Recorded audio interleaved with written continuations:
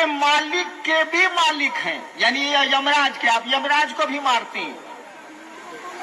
अंतक के भी आप कांत हैं, माने यमराज के भी आप स्वामी हैं, और अगर उसके ऊपर भी कोई स्वामी होता होगा तो आप ही हैं। कहा गया कि भयानाम भयम भीषणम भीषणानाम गति प्राणिनाम पावनम पावनानाम।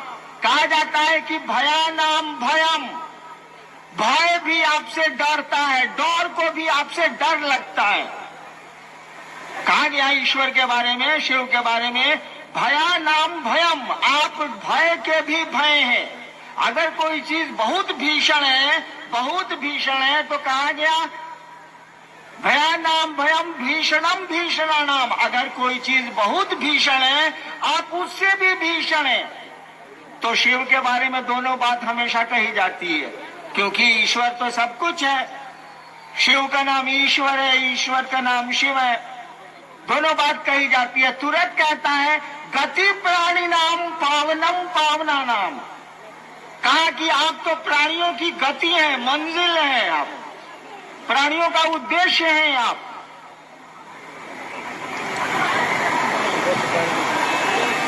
यानी महेश्वर शब्द का अर्थ होता है कंट्रोलर, नियंत्रक, महानियंत्रक, और कोई अर्थ नहीं।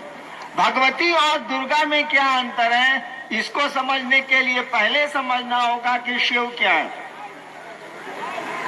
उसके पहले यह समझना होगा कि ईश्वर की परिकल्पना जो है वो क्या है, तब उनकी शक्तियों की व्याख्या हो सकेगी। इसीलिए कभी और रखिए, इतनी भीड़ को घर भी जानी है। शिव ने चाहा है और पूरी की पूरी सृष्टि उत्पन्न हुई है और पल प्रतिपल टूट रही है। उसकी इच्छा में बड़ी ताकत है, हमारे आपकी इच्छा में भी ताकत है। उसकी इच्छा में बड़ी ताकत है, वो इच्छा करता है और सृष्टि की उत्पत्ति, स्थिति और लय का क्रम पल प्रतिपल चल रहा है। यानी शक्तियां उस शिव की इच्छा है और उसकी इच्छा में इतनी ताकत है कि सृष्टि का क्रम चल रहा है, उत्पन्न हो रही है, रह रही है और टूट रही है।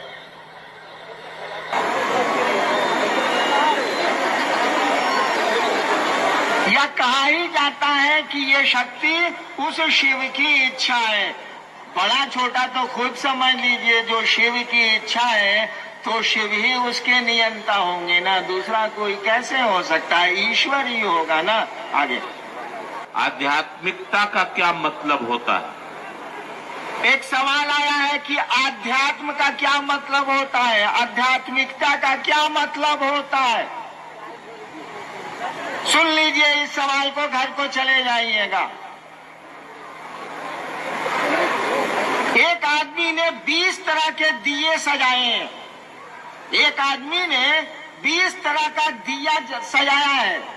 एक सोने का है, एक चांदी का है, एक तांबे का है, एक कांसा का है, एक मिट्टी का है, एक तरह तरह के धातुओं का बना हुआ, एक नीलम का है, एक पुखराज का है, एक हीरे का है। एक आदमी ने तरह तरह के दिए सजाए हैं, भिन्न भिन्न पत्थरों, मिट्टी और धातु के, और एक बार उसने सभी दियों को जला दिया है। तो दिया देखिएगा तो लगेगा कि चांदी का है, दिया देखिएगा तो लगेगा कि मिट्टी का है, लेकिन लौ देखिएगा तो लगेगा कि सबकी एक है। आध्यात्म उस दिए की लौ है, उस दिए का स्वरूप नहीं है।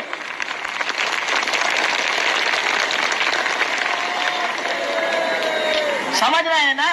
आध्यात्म क्या है? भिन्न भिन्न आदमी नजर आ रहे हैं, लाखों करोड़ों, दुनिया की आबादी 6.5 अरब है, 6.5 अरब भिन्न भिन्न लोग नजर आ रहे हैं। किसी के अंगूठे का निशान नहीं मिलता है एक दूसरे से।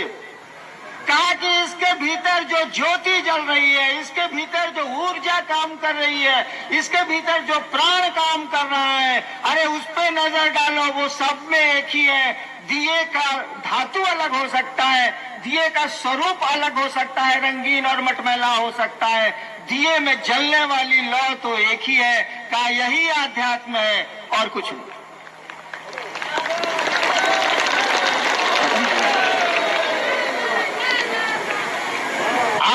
जाने की इच्छा कर बैठे हैं, और इच्छा जब घनीभूत हो जाती है तो बड़ा मुश्किल है शिव को भी रोकना।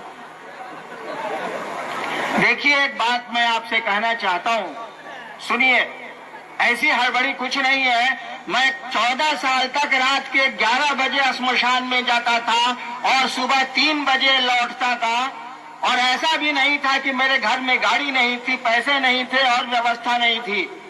11 बजे रात में मैं डेरे से निकलता था, एक एसडीओ का बेटा था मैं, और निकलता कैसे था? चुपचाप बाथरूम से निकलता था और छिटकिनी को गिरा के रखता था, बाहर से दरवाजा खींच लेता था, छिटकिनी सीमेंट में गिर जाती थी, रूम बंद हो जाता था।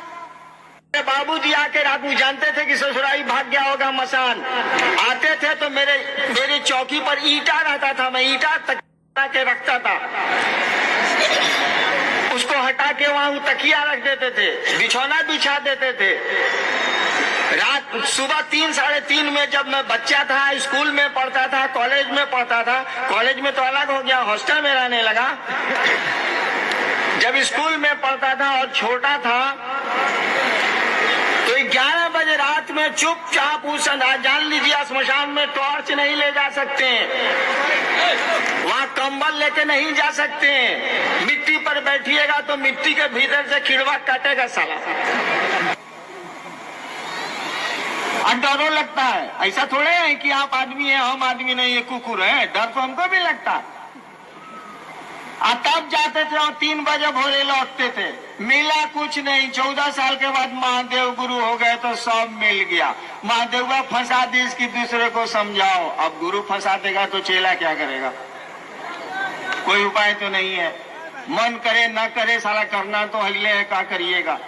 देखिए, औरंगाबाद के जसोइया मैदान में ये शिव गुरु महोत्सव, आप इतनी दूर से परेशानियों में और कष्ट उठा के चले आए हैं भी कष्ट उठा के, अभी लौटना भी है, रात बाकी है। मुझको सौभाग्य मिला, आपने मुझको इस शिव महोत्सव में, शिव गुरु चर्चा में बुलाया, मेरा अहो भाग्य। मैंने कहा नहीं, कल रात 2 बजे इधर से गुजर रहा था, मन में आया कि इस मिट्टी को प्रणाम करूं कि ये मिट्टी धन्य है जहां शिव गुरु की चर्चा होने वाली है। और ये मैं बात नहीं बना रहा, मैं महादेव का चेला हूं, बात नहीं बनाता, जितना बुझाएगा, जितना करता हूं उतना बोलता हूं, डपोर संखी नहीं हूं मैं। और मैं महादेव की सौगंध खा के बोल रहा हूं कि मेरे मन में ये भाव आया था कि उतर के इस मिट्टी को प्रणाम करते हैं। कैसी ये मिट्टी है जहां शिव गुरु चर्चा का आयोजन हुआ है, मामूली बात थोड़ी ही है। जिंदगी भर हम लोग धरती का चिंतन करते हैं, कोई क्षण मिल गया, कोई घंटा मिल गया, कुछ समय मिल गया शिव की चर्चा करने का, शिव गुरु की बात कहने का, सुनने और सुनाने का। अरे क्या बात करते हैं, हमारा आपका तो सौभाग्य है ही, इस मिट्टी का सौभाग्य है, इस औरंगाबाद का सौभाग्य है। कुछ सोचिए तो जरा, शिव गुरु की चर्चा हो रही है और इतने सारे लोग इकट्ठे हैं, नजर डालिए तो आदमी ही आदमी नजर आता। मैं आपको तो कुछ लौटा नहीं सकता, कुछ दे नहीं सकता, लेकिन महादेव का चेला हूं। शिव मेरे गुरु हैं, शिव का मैं शिष्य हूं। जहां तक लोग दिख रहे हैं और मेरी आवाज जा रही है, उन सारे लोगों के सुखमय शिवमय जीवन की मैं कामना करता हूं। उनका जीवन सुखमय हो, शिवमय हो। और महादेव का चेला हूं तो जब तक चेला हूं कुछ परवा तो बोल ही नु का हो। अरे जबले हम दरोगा बानी, हटा दिहन तो हटा दिहन, जले बानी वो दिन तक तो हुक्बे नु करे। महादेव का चेला हूं तो चेला के रूप में छोटो मोटको तो परवा होगा ही। जब तक चेला है बस हटा देंगे, महादेव हटा देंगे तो घरे चले जाएंगे, अभी तक नहीं हटाए। तो शिव के शिष्य के रूप में अनाधिकार आपको ये आशीर्वाद देता हूं कि आप शिव के सचमुच शिष्य होइए। आपकी बोली में इतना आकर्षण हो, इतना प्रभाव हो कि संसार का एक एक आदमी उस शिव से सचमुच में जुड़ जाए शिष्य के रूप में। इस आशीर्वाद के साथ, अपने गुरु से इस प्रार्थना के साथ मैं आप सबों के चरणों में अपना प्रणाम निवेदित करता हूं। आप मेरा प्रणाम स्वीकार करिए।